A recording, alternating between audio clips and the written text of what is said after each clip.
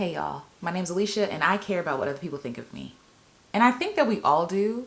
Even the people who say that I don't care what other people think of me, you care that I care, that you don't care what other people think about you. I don't know if it's actually possible to not care about what anyone thinks of us, but I think that we can work in a way where what we care about doesn't cripple us from living our best lives and being our most authentic and true and joyful selves. In a lot of ways, I think caring about what other people think of us is necessary. If I want to be in a beautiful relationship with a friend, I have to care about what they care about. I have to care about whether or not my actions are triggering or painful or harmful to them. So I have to care about what they think of me.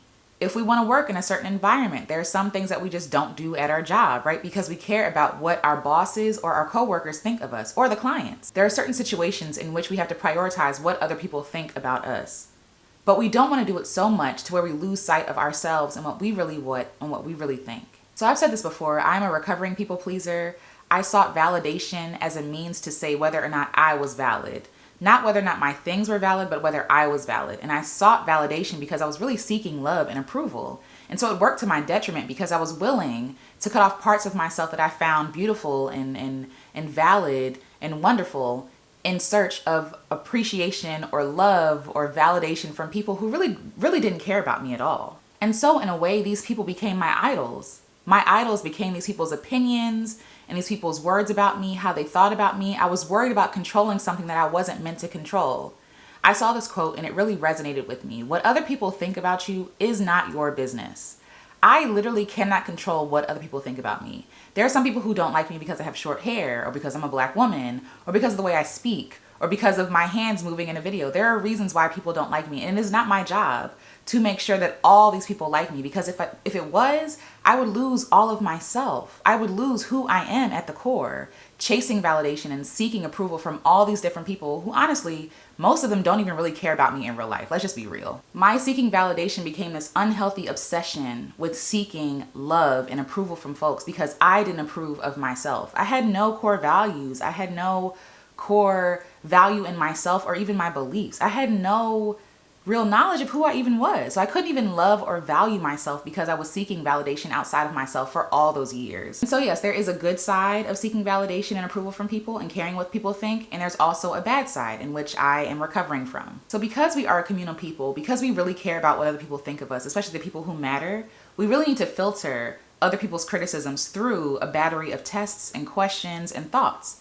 We have to determine, one, who is worthy of us listening to about their thoughts about us. So yes, my friend's opinion of me weighs way more than some random person's, account of me on the internet who really only sees one side of me, right?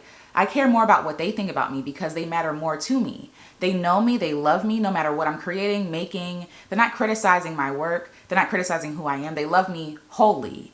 And so I care about their opinions of me, and it weighs heavily rather than someone on the street. Like, I can't care about what they think about me more than my own friends, right?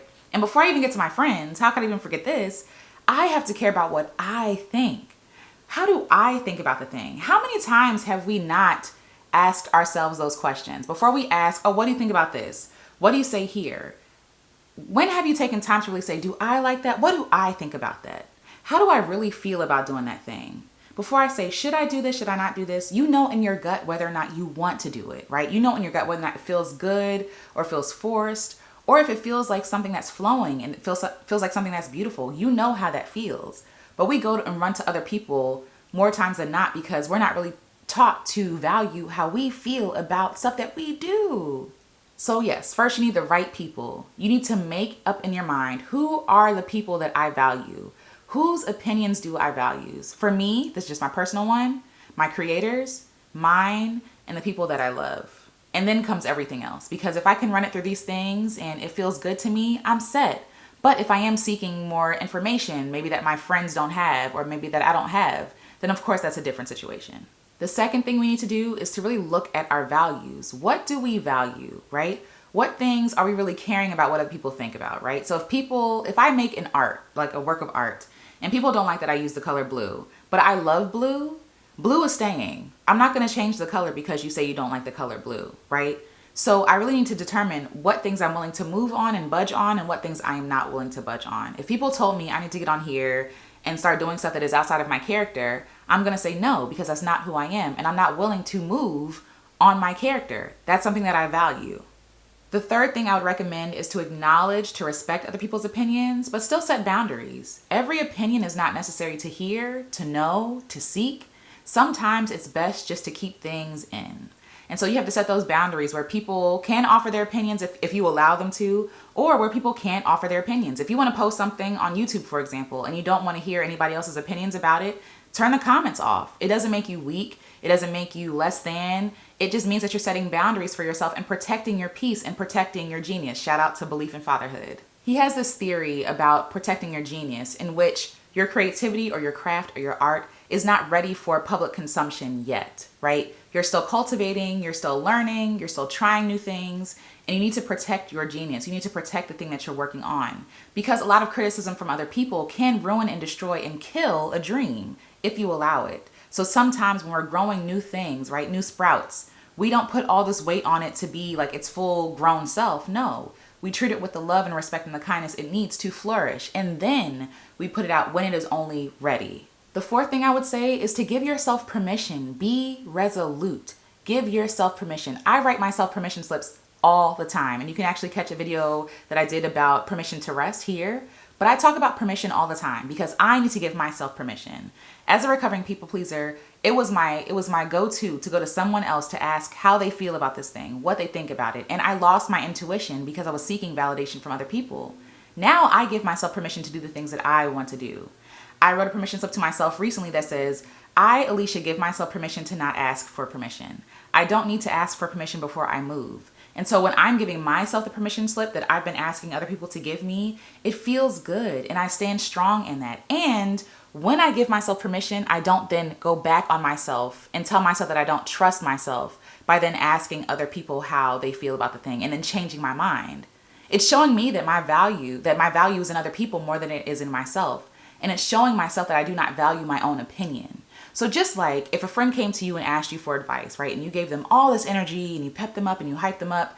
Then they went to someone else and they threw away everything that you gave them. It makes you feel a kind of way, right? It makes you feel a kind of way. Like it makes you feel like they didn't value your opinion. And while I don't think we should take it so personally when people do this, I understand where that comes from. And so when we are undervaluing our own opinions, we are undervaluing ourselves. So sometimes you just have to give yourself the permission that you need, not seeking anybody else's validation. Now, in the event that you do need to seek validation, seek wise counsel. Wise counsel. The scripture talks about this. We are communal people. You don't have to figure it out by yourself. There are other people who have the answers, who know the thing, who have experience with the thing that you don't have experience in.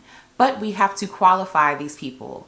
Are they wise people to ask information from, right? Do these people have experience? Have they succeeded and failed, right? They need to have both experiences of failing and succeeding. Do they actually care about you? Do they care about you? Do they know you? Do they know your values? Because yes, if somebody were to tell me to, get wealthy by go robbing somebody, that's not one of my values. I don't value stealing from other people, right? Like I believe that the world is abundant, life is abundant. I don't have to steal from anybody to get what I need. And so, because those are my values, if somebody were to give me that advice, they are unqualified to give me advice about how to get money. We have to qualify the people that we're asking. Wisdom is the principal thing. Therefore, get wisdom, and in all thy getting, get understanding. Make sure these people understand what they're talking about, okay? So yes, qualify the people that you're asking advice from, that you're seeking approval from. Qualify the people that you care about, whose opinions you care about. Qualify them. Because if they're unqualified, why are we valuing what they think or what they say about us in the first place? Now someone's blowing leaves outside. Wonderful. At the end of the day, it's okay to care. It's okay to care. We're humans. We care. We're communal people. We care. We all belong to certain circles of people, and we care about what those circles think. Our friends, our family, our spouses, our children, the people we work with, the people we commune with, the people that we hang out with. We care about what these people think. Just don't let it cripple you, and don't let it stop you from living a full, joyous, honest, and authentic life. The truth is that and sometimes you have to trust your own gut. And when you can't trust your own gut, when you really don't know the way, qualify the people you seek validation and approval from, because everybody is not qualified. So if you like this video, check out this video, and I'll talk to y'all in the next one. Bye.